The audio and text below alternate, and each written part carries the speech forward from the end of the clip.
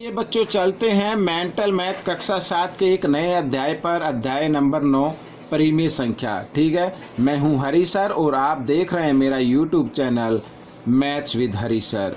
तो बच्चों ये स्पेशल हिंदी मीडियम के बच्चों के लिए है और जिन बच्चों की शिकायत रहती है कि सर मेंटल मैथ कहाँ से खरीदे, तो मैंने उनके लिए डिस्क्रिप्शन बॉक्स में मेंटल मैथ खरीदने के लिए लिंक दे दिए हैं। आप उस लिंक पर क्लिक करके घर बैठे मेंटल मैथ खरीद सकते हैं। तो चलिए चलते हैं नए अध्याय पर।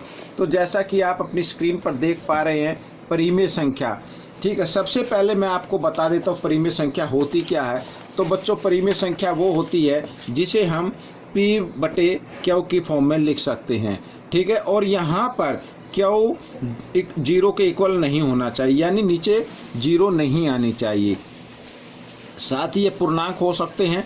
और एक और बात बच्चों, वो संख्या जिसका कोई भी कॉमन फैक्टर आपस में मैच ना करे। ठीक है, कहने का मतलब ये है, जैसे मान लीजिए मैं यहाँ पर लिखता हूँ 6 और यहाँ पर लिख दिया मैंने 21। ठीक है, इस तरीके से अगर हम 6 के हम फैक्टर निकालें, यानी 6 किस किस के पाड़े में आता है, 1 के में, 2 के में, 3 के में और 6 के पाड़े में आएगा। ठीक है, 21 यहाँ पे 1 के पाड़े में आएगा और साथ ही ये 3 के पाड़े में भी आएगा, 7 के पाड़े में भी आएगा। तो यहाँ पर देख रहे 1 के अलावा यहाँ पर 3 भी मैच कर रहा है आपस में। ठीक है, कर रहा है ना। तो इस कंडीशन में ये परिमेय संख्या नहीं होगी। कहने का मतलब है कि वो परिमेय संख्या कहलाती है जिसका आपस में कोई भी फैक्टर मैच ना करे, सिर्फ 1 के अलावा। ठीक है, आइए इसको काट के कर देते हैं। 3 से 3 दूनी 6, 3 सत्ते 21। अब 2/7 ये आ गई संख्या, इसे हम परिमेय संख्या बोलेंगे। ठीक है, समझ में आ गया कि परिमेय संख्या किसे कहते हैं। आइए करना शुरू करते हैं। यहाँ पर प्रश्न नंबर 1। तो प्रश्न नंबर 1 को पहले पढ़ लेते हैं बच्चों। देखो यहाँ पर मैं प्रश्न 1 से लेके 5 तक कराऊंगा। हर पार्ट में लिखा है वह परिमेय संख्या बताइए जिसका अंश 3 गुना घटा 2 व हर 5 गुना घटा 1 हो। फिर दूसरा है वह परिमेय संख्या बताइए जिसका अंश 38 घटा 14 व हर 15 गुना घटा 2 हो। तीसरा और चौथा आप देख सकते हैं, इनको हमें परिमेय संख्या में व्यक्त करना है जिसका हर 12 है और इस 5 चौथे में जिसका अंश 21 हो। और पांचवा जो प्रश्न है घटा 40/65 को सरलता रूप में व्यक्त करना है। ठीक है, आइए करना शुरू करते हैं। तो सबसे पहले बच्चों मैं आपको 1 बाय 1 करके दिखाता हूँ। ठीक है, यहाँ पर देखिए। तो प्रश्न नंबर यहाँ पर लिख दे प्रश्न। तो प्रश्न 1। तो प्रश्न 1 है कि देखो ये संख्या होती है P/Q के अंश बटे हर, यानी अंश ऊपर आता है, हर नीचे आता है। अब इसमें लिखा है अंश कितना होना चाहिए, 3 गुना घटा 2। ठीक है, और हर कितना होना चाहिए, 5 गुना घटा 1।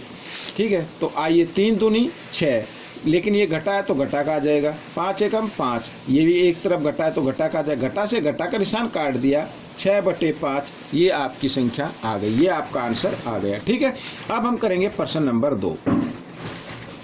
अब लिखा है वह परिमेय संख्या बताइए जिसका अंश 38 घटा 14 और हर कितना होना चाहिए, 15 गुना घटा 2। ठीक है, इस तरीके से। अब यहाँ पर हमें क्या करना है, देखो बच्चों यहाँ पर हमें करना है घटा। तो 38 में से 14 घटा देंगे, आ जाएगा 24।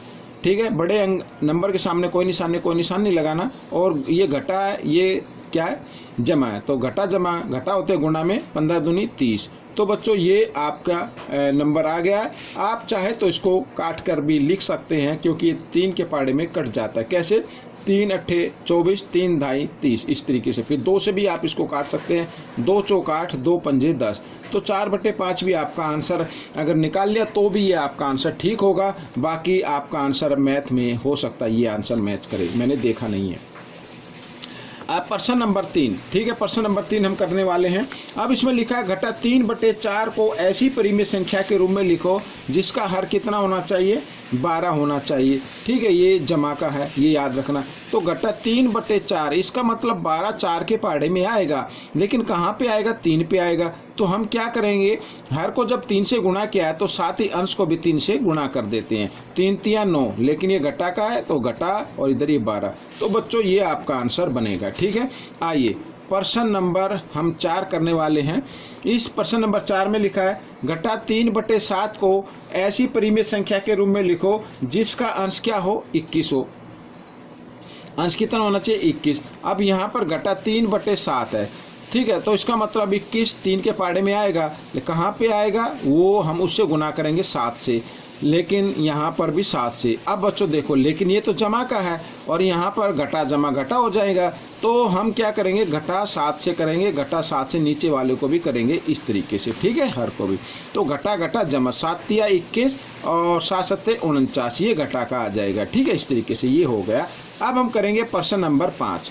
तो प्रश्न नंबर 5 में बच्चों लिखा था कि घटा 40/65 को सरलतम रूप में लिखना है, यानी काट कर लिखना है। 5 का पाड़ा तो आता ही है, 5 अट्ठे 40 और 5 से इसको काटेंगे तो 13 पे कट जाएगा, तो घटा 8/13 ये आपका आंसर बन जाएगा।